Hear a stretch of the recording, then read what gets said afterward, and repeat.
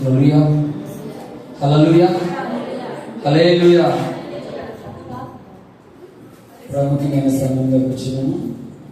కొన్ని నిమిషాలు మాత్రమే వాక్యం ధ్యానించుకుందాం.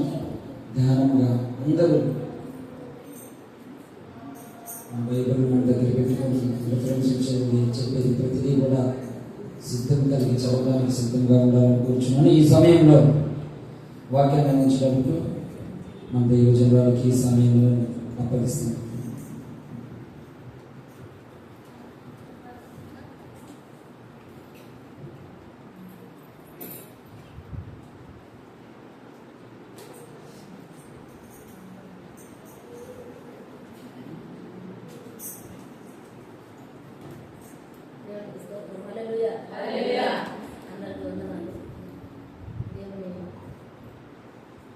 మహాకృపను బట్టి ఇంతవరకు మనం సజీవులుగా ఉన్నాం. దేవుడు మనలను ఈ ఆగస్టు మాసము 2వ ఆదివారాన్ని కూడా చూడడానికి దేవుడు మనకి కృపను అనుగ్రహిస్తున్నాడు. ఇంతవరకు మనం చక్కగా దేవుణ్ణి స్తుతించి ఆరాధించి మహిమపరిచి ఉన్నాం. దేవుని సన్నిధిని అనుభవించి ఉన్నాం. చక్కగా ఆరాధనలో మన యొక్క హృదయపూర్వకంగా మనం దేవుని స్తుతించి ఉన్నాం. వాక్యాన్ని తీద్దాం. ఆదికాండము తీద్దాం. 21వ అధ్యాయం 8వ వచనం చదువుదాం.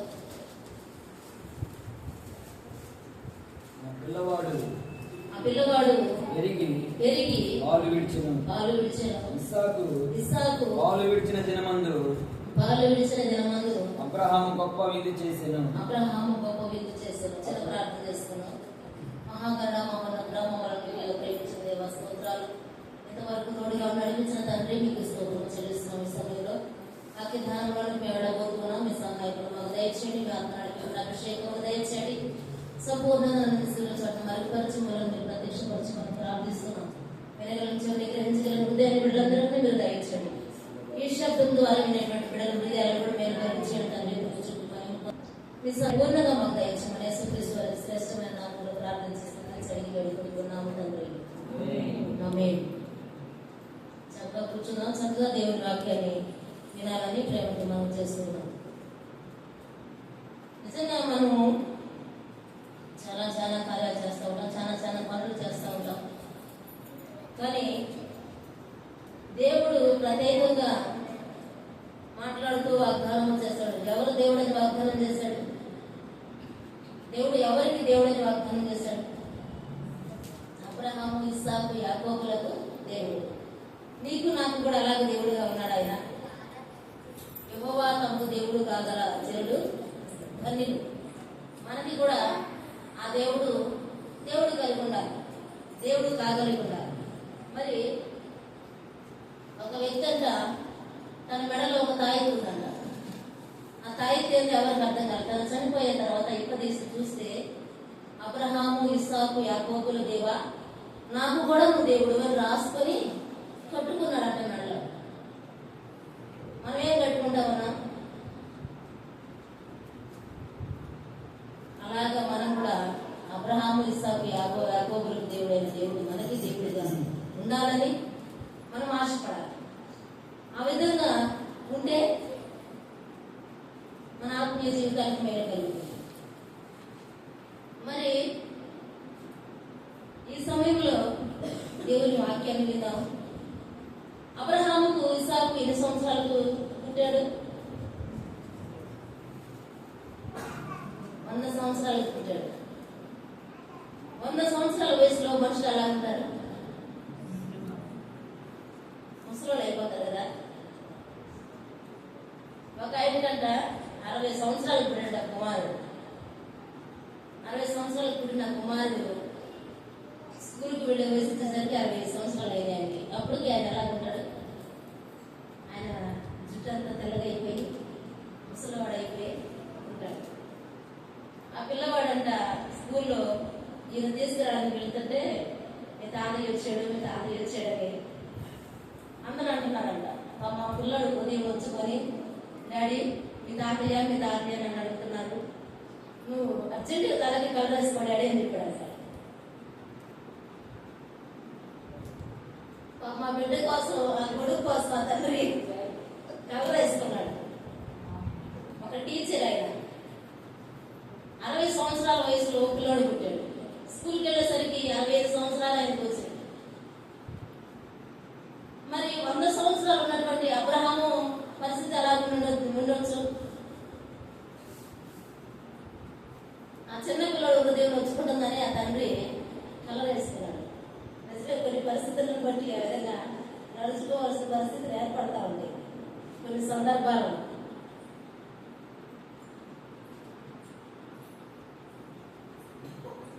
అంత వయసు వస్తే పర్వాలేదు, కానీ అసలు ఒక విషయం ఏంటంటే మా అబ్బాయి 27 సంవత్సరాలు పుట్టాడు. నాకు 4 సంవత్సరాలు స్కూల్కి పంపించాను. అప్పటికి 31 సంవత్సరం. 31 సంవత్సరానికి స్కూల్కి వెళ్తే మీ మనవడాన్ని అడిగారు.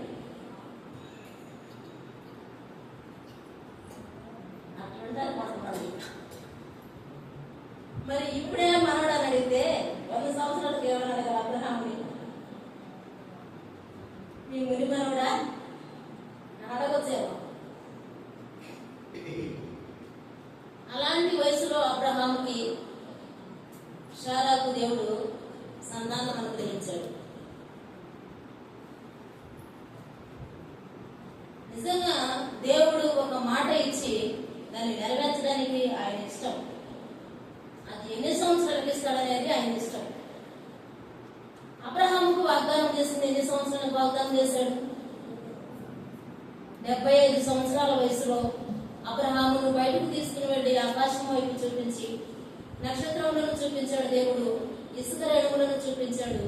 ఆ విధంగా నీ సంతానాన్ని విస్తరింప చేస్తానని 75 సంవత్సరాల వయసులో అబ్రహాముకు దేవుడు వాగ్దానం చేశాడు. శారాకు 65 సంవత్సరాల వయసు, అబ్రహాముకి 75 సంవత్సరాల వయసు. ఇస్సాకు పుట్టినప్పుడు శారాకి 90 సంవత్సరాల వయసు, అబ్రహాముకి 100 సంవత్సరాల వయసు. ఆ సందర్భంలో దేవుడు అబ్రహాముకి సంతానం అనుగ్రహించాడు. శారా అంటా ఉంది, వినువారెల్లరూ నవ్వుదురు అంటా ఉంది. ఇస్సాకు పుట్టినప్పుడు వినువారెల్లరూ నవ్వుదురు అంటా ఉంది. సంతోషము తెచ్చినటువంటి కుమారుడిగా ఇస్సాకు కనబడతా ఉన్నాడు. తల్లిదండ్రులకు సంతోషము తెచ్చినటువంటి కుమారుడు, తల్లిదండ్రులను ఆనందింప చేసినటువంటి కుమారుడిగా ఇస్సాకు ఉన్నాడు. మరి ఆ కుమారుడు నిజంగా ఆయన ఎంత ఆశ్చర్యకరమైనటువంటి కుమారుడు అంటే 22వ అధ్యాయంలోనికి వద్దాం. మొదటి వచనం నుండి మనం ధ్యానం చేద్దాం. 22వ అధ్యాయంలోనికి వద్దాం. ఇక్కడ మొదట మనకి కనబడతా ఉంది ఏంటంటే, ఈ 21వ అధ్యాయంలో ఆయన పాలు విడిచినప్పుడు 21వ అధ్యాయం 8వ వచనంలో ఇస్సాకు పాలు విడిచినప్పుడు తను పెరిగి పెద్దవాడైనప్పుడు గొప్ప విందు చేశాడు అబ్రహాము. అబ్రహాము ఇస్సాకు విషయమై గొప్ప విందు చేశాడు. విందు అంటే ఆరాధనకు గుర్తు, దేవుని గణపరచడానికి గుర్తు, దేవుని స్తుతించడానికి గుర్తుగా కనబడతా ఉంది. మొదట అబ్రహాము దేవుని ఆరాధించాడు. ఇస్సాకు ద్వారా అబ్రహాము దేవుని ఆరాధించాడు. మరి 22వ అధ్యాయం మొదటి వచనం నుండి చూద్దాం. ఆ సంగతులు జరిగిన తర్వాత దేవుడు అబ్రహామును పరిశోధించెను. ఎట్లనగా ఆయన అబ్రహామా అని పిలువగా చిత్తము ప్రభువా అనెను. అప్పుడు ఆయన నీకు ఒక్కడైయున్న నీ కుమారుని అనగా నీవు ప్రేమించు ఇస్సాకును తీసుకొని మోరియా దేశమునకు వెళ్ళి. ఒక మాట గమనిద్దాం. ఇక్కడ దేవుడు అబ్రహామును పిలుస్తా ఉన్నాడు. అవన్నీ జరిగిపోయి దేవుడిని ఆరాధించాడు అబ్రహాము, స్తుతించాడు, విందు చేశాడు. అవి జరిగిపోయిన తర్వాత దేవుడు అబ్రహామును పిలుస్తా ఉన్నాడు. అబ్రహామా అంటా ఉన్నాడు, చిత్తము ప్రభు అన్నప్పుడు దేవుడు అంటా ఉన్నాడు, నీకు ఒక్కగానైన ఒక కుమారుని అనగా నీవు ప్రేమించిన ఇస్సాకును తీసుకొని అంటా ఉన్నాడు. ఏమంటా ఉన్నాడు? నీకు ఒక్కగానైన ఒక కుమారుని, నీవు ప్రేమించినటువంటి కుమారుని అంటావు.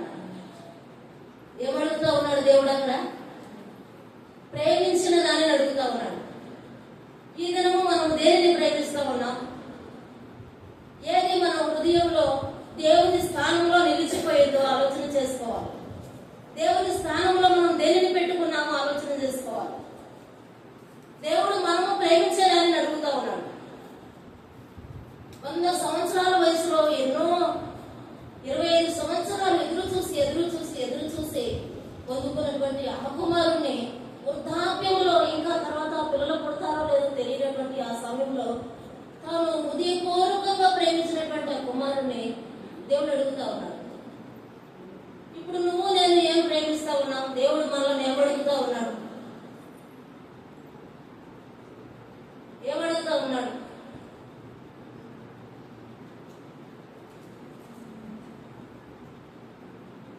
నేను అదే ప్రార్థన చేశాను గుంటూరులో ఉన్నప్పుడు. అయ్యా, నేను అబ్రహాం అంతా గొప్పదాన్ని అయితే కాదు, అంత భక్తి పదాలను అయితే కాదు, ఒక్కసారి అవకాశం అయ్యి ప్రార్థన చేశాను. అలాగా అబ్రహాం లాగా ప్రేమించడం నేను కూడా. నాకు తెలియకపోవచ్చు. హృదయాలను పరిశోధించేది దేవుడు అని తెలుసు. మనం దేన్ని ప్రేమిస్తున్నాము అని ఖచ్చితంగా తెలుసు. మన హృదయంలో దేవుని కన్నా ఎక్కువ ఏది ఉందో అని తెలుసు. మనం అనుకుంటాం, నేను దేవుని ప్రేమిస్తున్నాను, దేవుని ఆరాధిస్తున్నాను, దేవుని సన్నిధికి వెళుతూ ఉన్నాను, వస్తూ ఉన్నానని మనం అనుకుంటాం. కానీ మన హృదయంలో దేవుని కన్నా ఎక్కువగా దేనిని ప్రేమిస్తున్నామో ఆయనకి ఖచ్చితంగా తెలుసు. మన మదిలోనికి తలంపులు రాకమునిపే ఆయన ఎరిగిన దేవుడు. అవునా కాదా?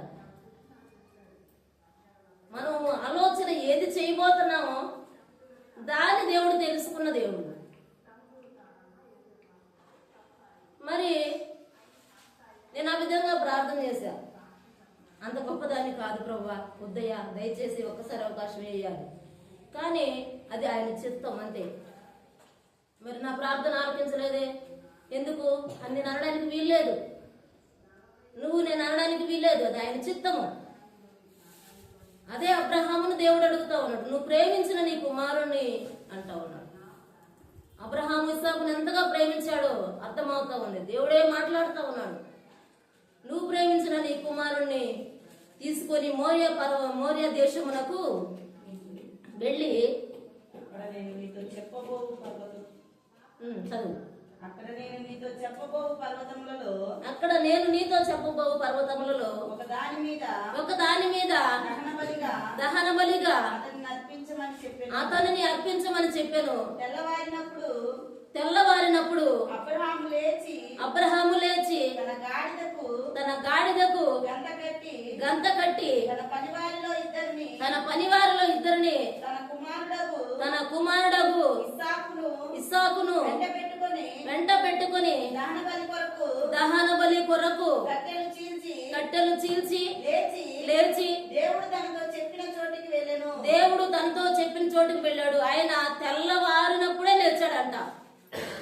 ఎప్పుడు లేచాడు? తెల్లవారినప్పుడే లేచాడు. మనం ఎప్పుడు లేస్తా ఉన్నాం నిద్ర? 8ంటికి, సాధ్యమైతే 9ంటికి కూడా. ఎన్నింటికి లేస్తా ఉన్నాం? అబ్రహాము యొక్క కుమారుడు వయసు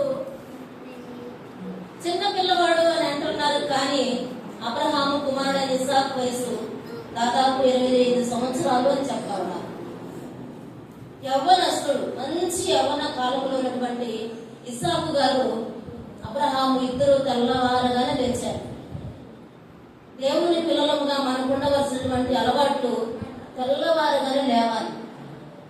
పొద్దు పొడవక ముందు, పక్షులు అరవక ముందు మనం లేవాలి. 8 గంటల వరకు 7 గంటల వరకు దేవుని పిల్లలకు అది మంచిది కాదు.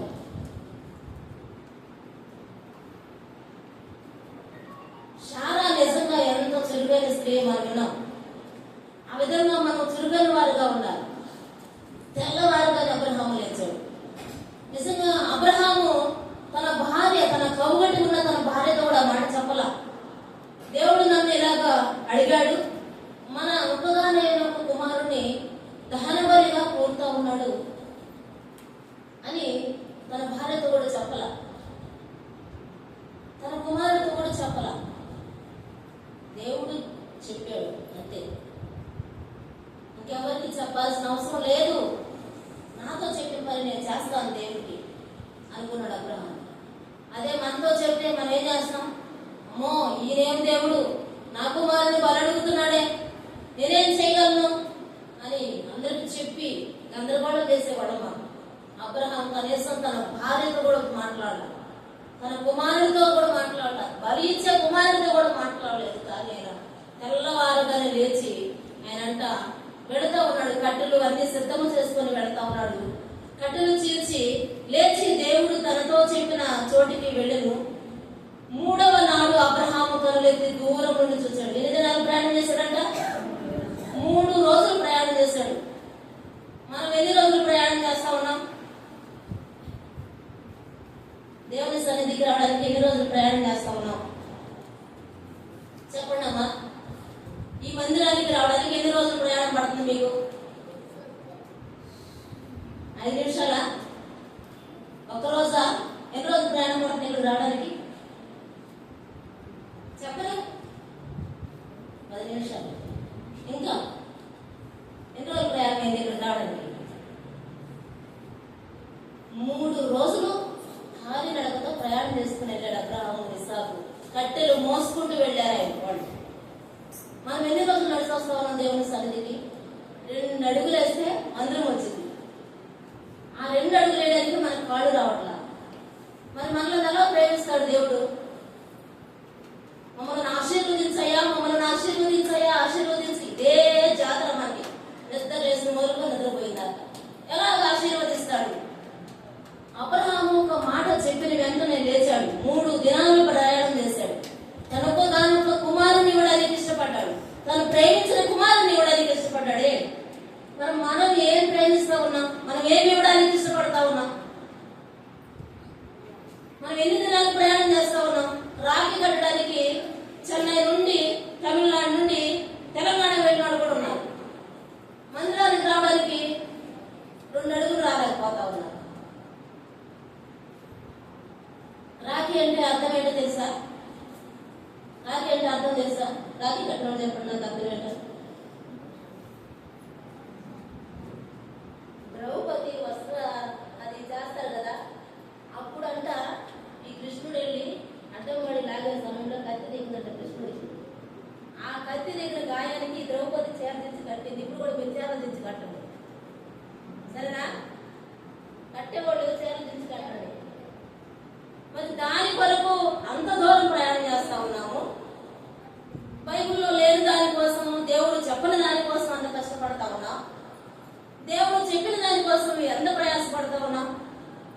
ఎన్ని రోజులు ప్రయాణం చేస్తా ఉన్నాం? ఈ రోజు మందిరానికి రాని వాళ్ళు ఎక్కడికి వెళ్ళారు? పోయిన వారం మందిరానికి రాని వాళ్ళు ఎక్కడికి వెళ్ళారు?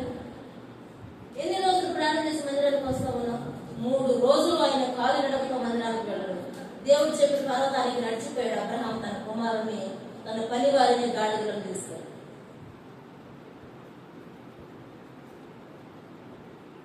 అలాగూ అబ్రహాము విధేయుడయ్యాడు కాబట్టే, ఇస్సాకు ఆ విధంగా విధేయత చూపించాడు కాబట్టే దేవుడు అబ్రహామును అన్ని విషయాల్లో ఆశీర్వదించాడు.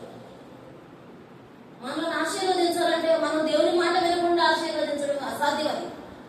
ఇంకా దేవుడు ప్రేమ కలిగిన వాడు కనుక మనం ఆయనను విడిచిపెట్టి మన ఇష్టానుసారంగా బ్రతుకుతా ఉన్నా, ఆయన విడిచిపెట్టి నెలలు దేవుని సన్నిధిని విడిచిపెట్టి వారాలు దేవుని సన్నిధిని విడిచిపెట్టి తిరుగుతా ఉన్నా, మనకి ఆయన ఆరోగ్యాన్ని ఇచ్చి, ఆయుష్నిచ్చి, మన పనులు మనం చేసుకోవడానికి దేవుడు అనుకూలతనిస్తా ఉన్నాడు.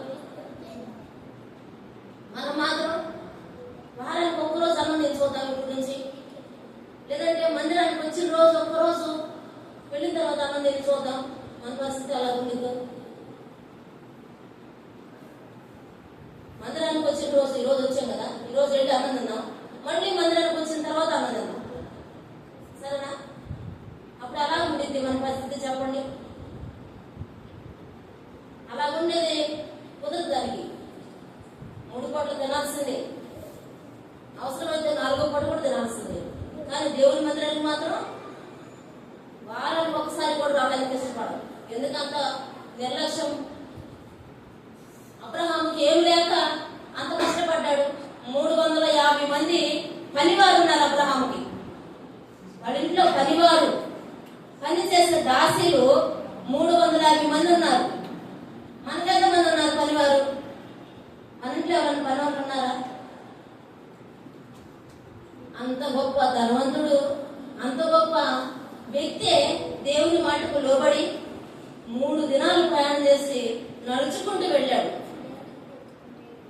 మనం దేవుని సన్నిధికి రావడానికి ఎన్ని అడుగులు వేస్తున్నాము, దేవుని మాటకు ఎంతవరకు లోపడుతున్నాము, మనము ఆలోచన చేసుకోవాలి. ఆలోచన చేసుకుంటే మనకు అర్థమవుతుంది ఎంతవరకు లోపడుతున్నామా అన్నటువంటి విషయం. తర్వాత చూద్దాం.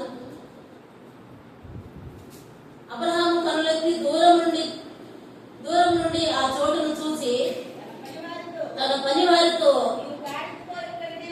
మీరు గాడిదతో ఇక్కడనే ఉండుడి, నేను ఈ చిన్నవాడును అక్కడికి వెళ్ళి దేవునికి మొక్కి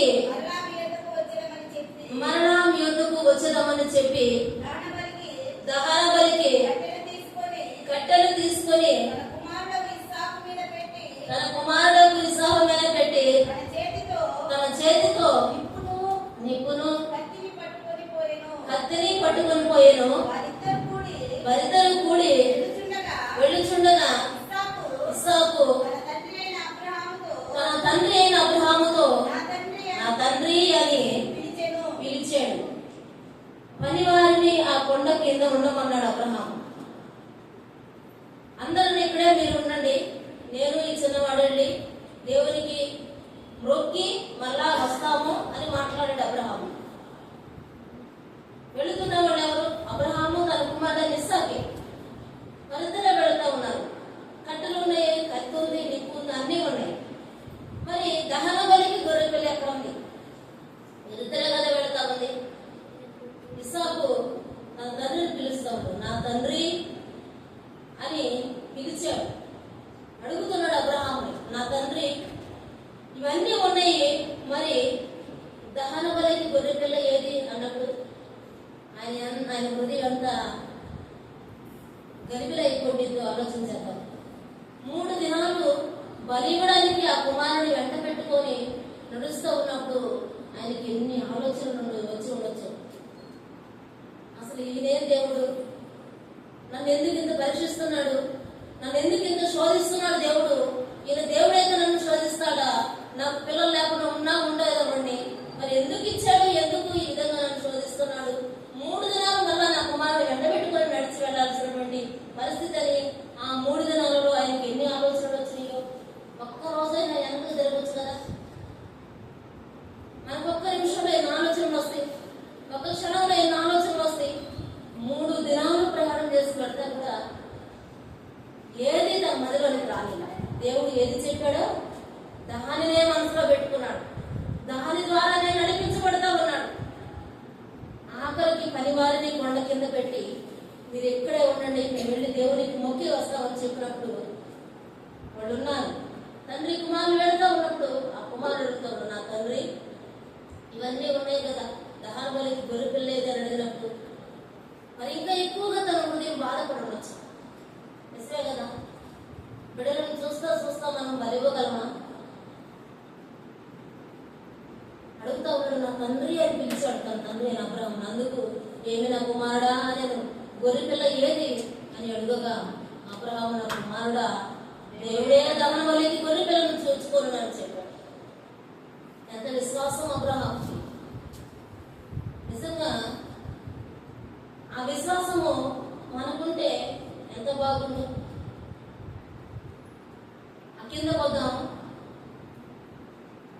ఆలోచన వారిద్దరూ కూడి వెళ్ళి దేవుడు అతనితో చెప్పిన చోటికి వచ్చినప్పుడు అబ్రహాము అక్కడ బలిపీఠం కట్టి కట్టెలు చక్కగా పేర్చి తన కుమారుడు ఇస్సాకును బంధించి ఆ పీఠము పైన కట్టెల మీద ఉంచాడు. నా తండ్రి గొర్రె పిల్ల లేదని అడిగినప్పుడు దేవుడే చూసుకుంటాడని చెప్పాడు అబ్రహాము. ఇక్కడ ఏం చేస్తా ఉన్నాడు?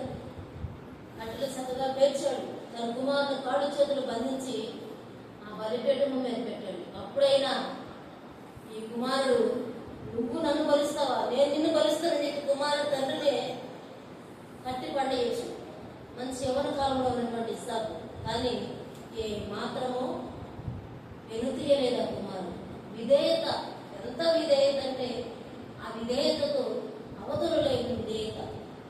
మన తల్లిదండ్రులను మనం ఏ విధంగా గౌరవిస్తా ఉన్నాం, మనం ఏ విధంగా వారిని సన్మానిస్తా ఉన్నాం, ఎంతవరకు లోబడతా ఉన్నాం ఆలోచన చేస్తే ఇస్సాకులో ఉన్న మంచి లక్షణాలు మనలోకి రాగలిగితే దేవుడు మనలను ఆశీర్వదిస్తాడు. నిజంగా కొన్ని పోలికలు యేసుక్రీస్తు ప్రభు వారికి ఇస్సాకుకి దగ్గర పోలికలు ఉన్నాయి.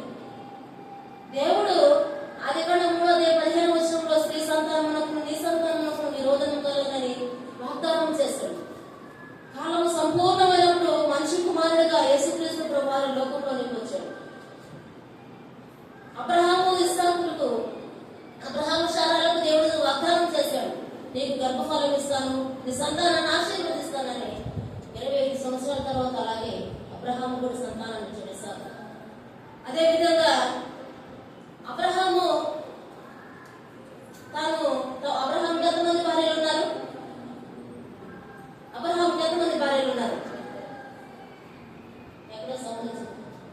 ఎంతమంది? ఇద్దరు.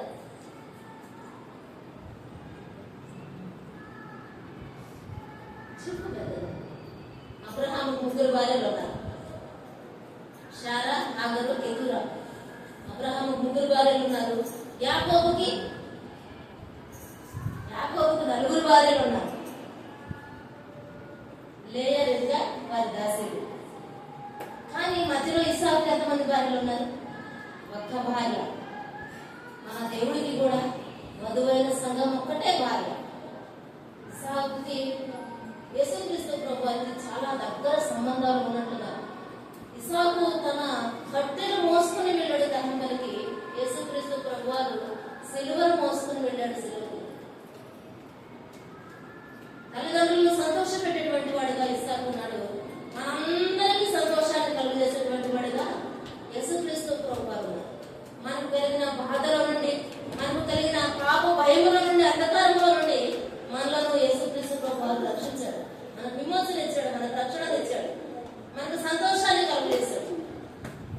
ఇస్సాకు తన తల్లిదండ్రులకు నవ్వును కలుగజేశాడు. యేసుక్రీస్తు ప్రభువారు మనందరికీ నవ్వును కలుగజేశాడు.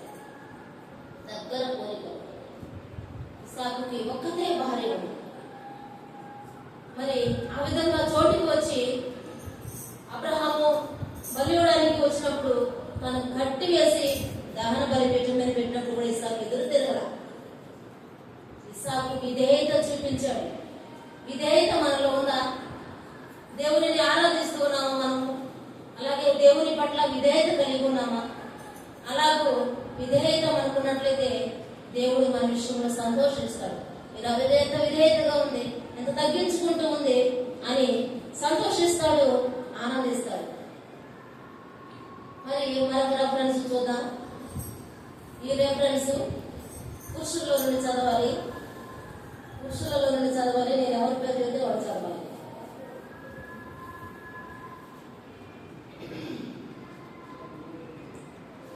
సరేనా? 22వ అధ్యాయం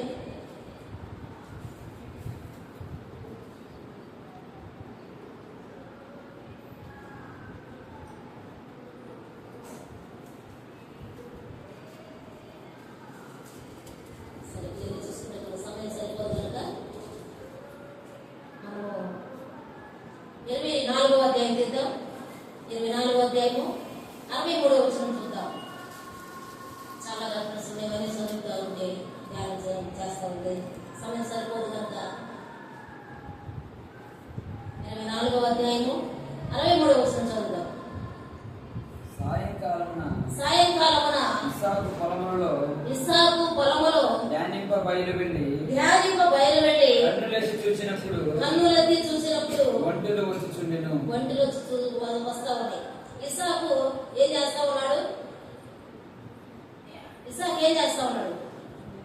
ధ్యానం చేస్తా ఉన్నాడు. సాయంకాలమున ఇస్సాకు ధ్యానము చేస్తా ఉన్నాడు. ధ్యానం చేసేటువంటి అనుభవాలు మనలో. ధ్యానము చేయాలి, వాక్యాన్ని చదవాలి, దేవుని దగ్గర కూర్చోవాలి. కీర్తనల గ్రంథంలో కూడా ఉంది కదా, మంచి కీర్తన 2వ వచనంలో, యెహోవా ధర్మశాస్త్రమునందు ఆ దివారాత్రంలో ధ్యానించేవాడు దానిని చెందు ఆనందించేవాడు ధన్యుడు. వాక్యాన్ని ధ్యానిస్తే మనం ధన్యులం అవుతాం.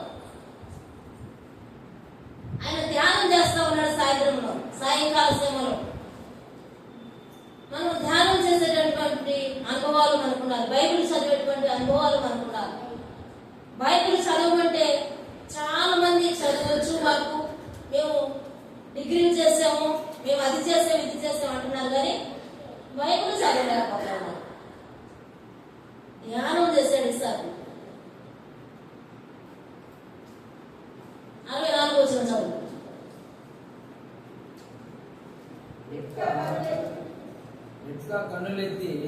కన్నులెత్తి ఇస్సాకును చూచి ఒంటి మీద నుండి దిగి మనల్ని ఎదుర్కొనుటకు పొలములో నడుచుచు ఉన్న ఆ మనుషుడు ఎవరు అని దాసుని అడుగగా అతడు ఇతడు నా యజమానుడు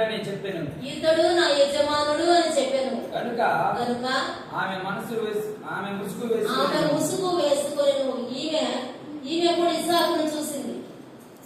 ఇస్సాకును చూసి ఎలియాజరును అడుగుతా ఉంది. ఎలియాజరును అబ్రహాము ఏం చేశాడంటే, నువ్వు ఇక్కడ ఉన్నటువంటి ఐగుప్తీయులను నా పిల్లలకు వివాహం చేసుకోను, నువ్వు నా స్వజనుల దగ్గరికి వెళ్ళు, నా స్వజనులలో నుండి ఒక స్త్రీని తీసుకుని నా కుమారుని కొరకై అని ఎలియాజరును పంపించినప్పుడు ఎలియాజరు వెళ్ళి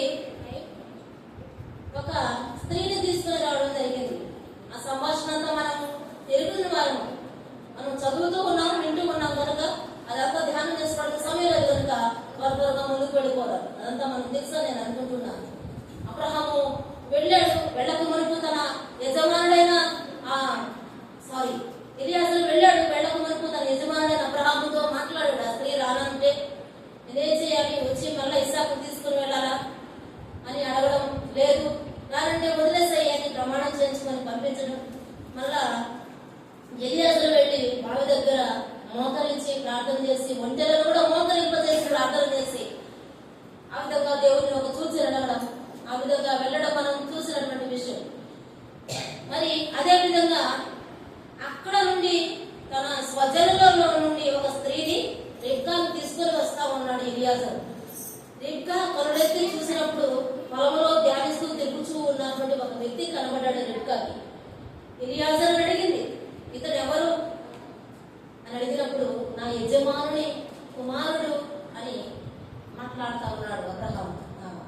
ఎలియాజరు నా యజమానుని కుమారుడు అని ఎలియాజరు మాట్లాడుతూ ఉండగానే వెంటనే దిగి ఆమె ముసుగు వేసుకుంది. రిబ్కా ముసుగు వేసుకుంది. ఎంత తగ్గింపుకు గుర్తుగా కనబడతా ఉంది. ముసుగు వేసుకోవడం విధేయతకు గుర్తు, తగ్గింపుకు గుర్తు. తను తగ్గించుకున్నవాడు హెచ్చించబడు. మనం ముసుగు వేసుకుంటే మన దేవుని కనపరిచినట్లు. మనం ముసుగు వేసుకోకపోతే మన దేవుని అవమానపరిచినట్లు. మన శిరస్సునే మనం అవమానపరుచుకున్నట్లు, మొదట మన తలనే మనం అవమానపరుచుకున్నట్లు. రిబ్కా వెంటనే దిగి ముసుగు వేసుకుంది. మరి ముసుగు వేసుకున్న తర్వాత చూద్దాం 66వ వచనం చూద్దాం. అప్పుడు ఆ దాసుడు తాను చేసిన కార్యములన్నీ ఇస్సాకుతో వివరించి చెప్పెను.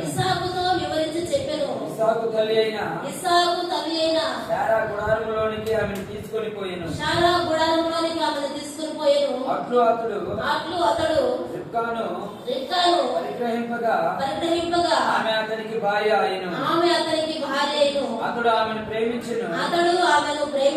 అప్పుడు ఇస్సాకు తన తల్లి విషయమై దుఃఖ నివారణ పొందెను. అప్పటికి శారా చనిపోయింది. శారా చనిపోయే దుఃఖంలో ఉన్నాడు ఇస్సాకు. 40 సంవత్సరాల వయసు వచ్చింది. 40 సంవత్సరాల వయసు వచ్చింది. ఇస్సాకు వివాహం చేసుకోవడం తెలీదా? తెలుసా తెలీదా? 15 సంవత్సరాల వయసు రావడంతోటే నేను ఆ అమ్మాయిని చేసేసుకుంటా, ఇంతే, నేను ఆ అబ్బాయిని చేసేసుకుంటా అంటావు. ఇస్సాకుకు 40 సంవత్సరాల వయసు వచ్చింది. ఇక్కడ 40 సంవత్సరాల వయసు వచ్చినప్పటికీ తల్లి ప్రేమను మర్చిపోలేకుండా తల్లి కొరకై దుఃఖముతో ఎలియాజరు వెళ్ళి వాళ్ళ బంధువులలో నుండి ఒక స్త్రీని తెచ్చి ఆయనకు వివాహం చేయడం జరిగింది. అప్పుడు ఆ భార్య ఆ ప్రేమతో ఆ తల్లి విషయమై దుఃఖ నివారణ పొందిన వాడుగా ఉన్నాడు. అలాగూ మనల్ని ఆదరించే భార్యలు కావాలి. ఇసాకు దేవుని మాటకు లోబడ్డాడు, దేవుని ఆజ్ఞకు లోబడ్డాడు. దేవుని ఆజ్ఞకు లోబడ్డాడు కనుకనే ఆయనకు సంతోషం కలిగింది, ఆయనకు సమాధానం కలిగింది, ఆయన దుఃఖ నివారణ పొందడానికి కారణమైంది. ఇసాకు తన తండ్రి ఏది చెబితే అది చేశాడు. మనం మన తల్లిదండ్రులు చెప్పింది చేస్తున్నామా? మన తల్లిదండ్రులు చెప్పింది. తండ్రి బలివడానికి మోరియా పర్వతం మీద తీసుకెళ్తే ఇస్సాకు వెళ్ళాడు. అలాగే తండ్రి నా స్వజనుల నుండి ఒక స్త్రీని తీసుకుని రండి అని చెప్పినప్పుడు ఆ స్త్రీని వివాహం చేసుకోవడానికి ఇష్టపడ్డాడు. మరి ఆ విధంగా మనం మన తల్లిదండ్రులు చెప్పింది చేస్తున్నావా?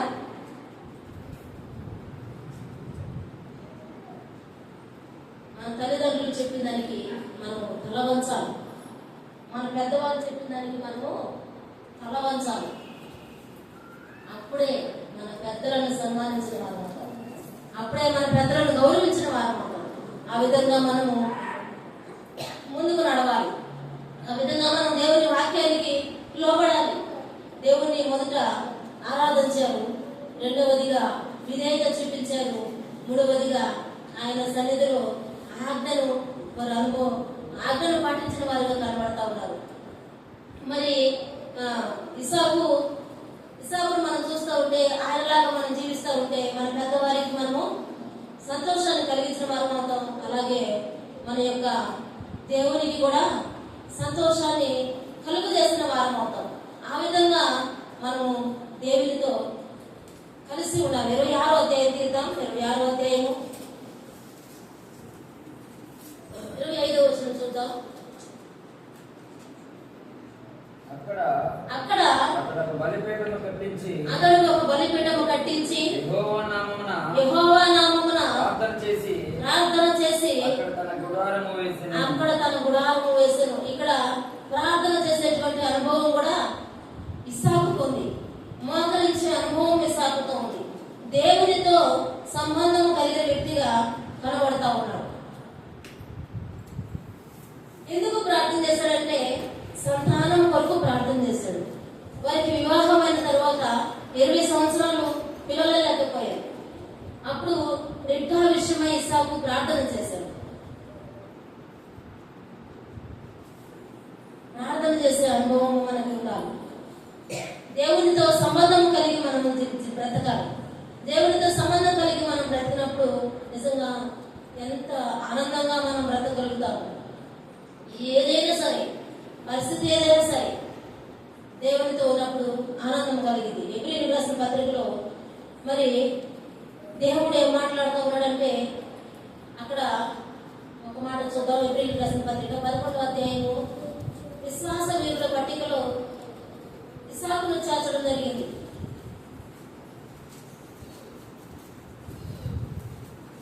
ఎబ్రీయులకు రాసిన పత్రిక 11వ అధ్యాయంలో 11-17వ వచనంలో చూసినట్లయితే, అబ్రహాము శోధింపబడి విశ్వాసమును బట్టి ఇస్సాకును బలిగా అర్పించెను. ఎవడు ఆ వాగ్దానమును సంతోషముతో అంగీకరించెనో ఇస్సాకు వలనైనది నీ సంతానము అనబడును అని ఎవరితో చెప్పబడునో ఆ అబ్రహాము మృతులను సహితమును లేపుటకు దేవుడు శక్తివంతుడని ఎంచిన వాడై తన యొక్క కుమారుని అర్పించి ఉపమాన రూపముగా అతన్ని మృతులలో నుండి మరలా లేపెను. నిజంగా ఇస్సాకుని బలి అర్పించడానికి బలిపీఠము మీద వరకు తీసుకొని వెళ్ళాడు. ఆఖరి క్షణం వరకు బలిపీఠం మీద తీసుకొని వెళ్ళాడు. మరి దేవుడు ఏం మాట్లాడుతూ ఉన్నాడు? మృతులలో నుండి లేపాను అంటా ఉన్నాడు. నిజమే కదా? ఒక్కో క్షణం ఆగినట్లయితే ఆ కత్తి ఇస్సాకు మీద పడిపోయేది. ఇస్సాకు మృతుడిగా మార్చబడేది. నిజంగా బలి ఇచ్చినట్లే దేవుడు అంగీకరించాడు. ఇస్సాకుని బలి ఇచ్చినట్లే దేవుడు అంగీకరించి దేవుడు అంటా ఉన్నాడు, ఆ వాగ్దాన ఫలము ఇస్సాకు అనుభవించాడు. అబ్రహామును శోధించినప్పుడు దేవుడు అబ్రహాము దానికి లోబడ్డాడు. దాని విషయంలో దేవునికి బలి అర్పించి మరి వారి సంతానం అంతటికి ఆయన ఒక భూమిని ఇచ్చినట్లుగా ఉంది. ఈ 26వ అధ్యాయం తీద్దాం. మళ్ళా ఆదికాండం 26వ అధ్యాయం 30వ వచనం చూద్దాం. 26వ అధ్యాయం 30వ వచనం చూద్దాం. అతడు వారికి విందు చేయగా వారు అన్నపానములు పుచ్చుకొనిరి. తెల్లవారినప్పుడు వారు లేచి ఒకరితో ఒకడు ప్రయాణం చేసుకొనిరి. ప్రమాణం చేసుకొనిరి. తరువాత ఇస్సాకు వారిని సాగనంపగా వారు అతని యొద్ద నుండి సమాధానముగా ఉండారట. దేవుడు ఇస్సాకు సమాధాన పరిచే వ్యక్తిగా కనపడతా ఉన్నాడు. ఇస్సాకు లాంటి మంచి లక్షణాలు మనకు ఉండాలి. సమాధాన పరిచయం 16వ వచనం కూడా చూద్దాం. అబీమెలెకు నీవు మాకంటే బహు బలవంతుడు గనుక మా యొద్ద నుండి వెళ్ళిపోమని ఇస్సాకుతో చెప్పాడు. ఇస్సాకు బలవంతుడే, కానీ తిరిగి యుద్ధం చేయడానికి ఇష్టపడటంలా, తిరిగి వాదలాడడానికి ఇష్టపడటంలా. వీరు తన తండ్రి అయిన అబ్రహాము తీసిన బావులన్నీ పూర్తి చేసినప్పుడు కలహపడడం లేదా ఇస్సాకు, వారితో వాదన పడడం లేదు, కానీ సమాధానంగా ఉన్నాడు. వారంటూ ఉన్నారు, నువ్వు మాకన్నా బలవంతుడివే, కానీ నువ్వు మాకు తిరిగి యుద్ధం చేయడం లేదు, నువ్వు మాకు ఎదురు మాట్లాడడం లేదంటే దేవుని బట్టి దేవుడు నీ ఎందుల్ని మా విషయమై దేవుడు జ్ఞాపకం చేసుకుంటాడు కనుక నువ్వు మా జోలికి రావద్దు, నువ్వు వెళ్ళిపో అంటావు. మనం బలవంతులమే, కానీ మనం ఎందుకు సమాధానంగా పెడుతున్నామంటే, మనం ఎందుకు తలవంచుకొని పెడుతున్నామంటే మన దేవుడిని బట్టి ఆ విధంగా మనం ముందుకు వెళ్ళాలి. ఇస్సాకులో ఎన్ని లక్షణాలు మనం చూసాం. మొదటిగా ఆరాధన చేశాడు, రెండవది విధేయత చూపించాడు, మూడవది ధ్యానం చేశాడు, నాలుగవది ఆజ్ఞలు పాటించాడు, ఐదవది సంతోషం చేసినటువంటి వాడిగా ఉన్నాడు, ఐదవది దేవునితో సంబంధం కలిగిన వ్యక్తిగా ప్రార్థన చేసినటువంటి వ్యక్తిగా ఉన్నాడు, ఆరవది ఆయన ఆత్మీయ బలం కలిగిన వ్యక్తిగా ఉన్నాడు, ఏడవది సమాధాన పరిచిన వ్యక్తిగా ఉన్నాడు. మన జీవితంలో మనం చేయవలసినటువంటి అనుభవాలు, దేవుని ఆరాధించాలి, దేవుని సన్నిధిలో విధేయత చూపించాలి, దేవుని ఆజ్ఞలను మనం గైకొనాలి, దేవునితో సంబంధం కలిగిన వారిగా మనం ఉండాలి, అలాగే దేవుని సన్నిధిలో సమాధాన పరిచే వారిగా మనం ఉండాలి. ఈ విధంగా ఇస్సాకు వలె మనం అందరం ఈ లక్షణాలు కలిగి ముందుకు వెళుతుంది కాక. ఆమేన్. చిన్న ప్రార్థన చేసుకుందాం. స్తోత్రం తండ్రి, మీకు వందనాలు పరిశుద్ధుడా, కరుణ విమోచకుడా, సజీవుడా, మీకు స్తోత్రం చెల్లిస్తున్నాం. ఇస్సాకు ద్వారా మాకు కొన్ని పాఠాలు నేర్పించినందుకే స్తోత్రాలు ప్రభా. తండ్రి మీకు వందనాలు నాయన. ఇస్సాకు ఎంత విధేయత చూపించాడో, ఏ విధంగా మీ సన్నిధిలో నడిచాడో ఆ విధంగా మేము మీ సన్నిధిలో విధేయత చూపించి నడవడానికి కృపను దయచేయండి నాయన. నా ప్రభా, మీతో సంబంధం కలిగినటువంటి వారిని మూలను మార్చండి, ఆత్మలో బలము కలిగిన వారిగా మార్చండి నాయన, ఆజ్ఞలు గైకొనే వారిగా మార్చండి నాయన, మిమ్మల్ని సన్నిధిలో ధ్యానించే వారిగా మార్చండి తండ్రి. కృప చూపండి దేవా. స్తోత్రాలు. మీరు చెప్పిన పనికి ఎంత ప్రయాస అయినను, ఎంత నా ప్రభా కష్టమైనను చేయడానికి ఇష్టపడ్డాడు నాయన ఇస్సాకు. 3 దినాలు ప్రయాణం చేశాడు, బలిపీఠము మీద ఎక్కాడు తండ్రి. స్తోత్రాలు. ఆ విధమైనటువంటి అయా ప్రభా నాయన మీకు స్తోత్రాలు నాయన. మా తండ్రి పట్టుదల మీరు మాకు దయచేయండి నాయన. కృప చూపి నడిపించండి, సహాయం చేయండి. ఇస్సాకు ద్వారా అనేకులు సంతోషించినట్లుగా మా జీవితాల ద్వారా అందరూ సంతోషించేటువంటి కృపనిచ్చి నడిపించమని, ఇది వాక్యాన్ని మా హృదయాల్లో భద్రపరిచి కృప చూపమని పొందమని యేసుక్రీస్తు వారి శ్రేష్టమైన నామములో ప్రార్థించి స్తుతించి అడిగి పెట్టుకుంటున్నాము తండ్రి. ఆమేన్.